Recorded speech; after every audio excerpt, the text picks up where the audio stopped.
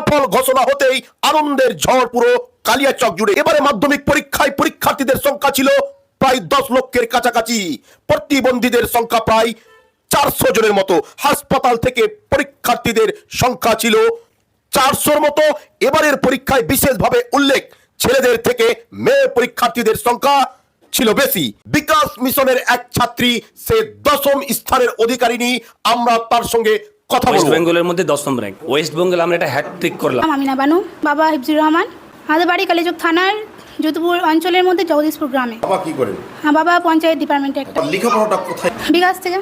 বিকাশ mission থেকে। মাধ্যমিক পরীক্ষায় রেজাল্ট কিরকম হয়েছে? 86 নম্বর পেয়েছে, এসে গড়ে আমার 98 মতো এসেছে। আপনি কি ধারণা করেছিলেন যে এরকম রেজাল্ট আনতে পারে আপনার মেয়ে? মোটামুটি ছিল। কোন জিনিসটার উপরে ভরসা রেখে আপনি এরকম ধরনের আশায় আকাঙ্ক্ষিত রয়েছেন? আমি বিকাশ মিশনের উপরেই ভরসা ছিল। আপনি কি করেন?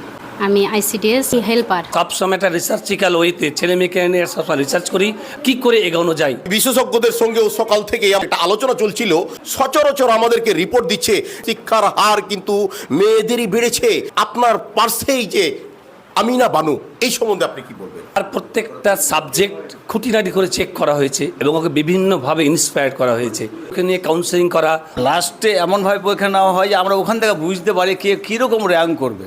বিকাশ মিশনের এই হ্যাটট্রিকটাকে আপনি কিভাবে তুলে ধরবেন? আরও যেন বেটারমেন্ট করতে পারি সেই লক্ষ্য নিয়ে এগোচ্ছি। Bikash mission one of the most important educational institute at the ground of our Kaliachak. Bikash মিশনের কি বার্তা থাকবে স্যার? বিকাশ মিশন যেভাবে ছেলে মেয়েকে অনুপ্রাণিত করছে, যাতে অন্যরাও যাতে এইভাবে শিখে আরও এগানোর চেষ্টা করে। বিশ্বের মানচিত্রে কালিয়াচকের এই মান মর্যাদাকে তুলে ধরবে। তাদের এহেন ইচ্ছা শক্তিকে আমাদের চ্যানেলের পক্ষ থেকে অসংখ্য অসংখ্যবার ধন্যবাদ।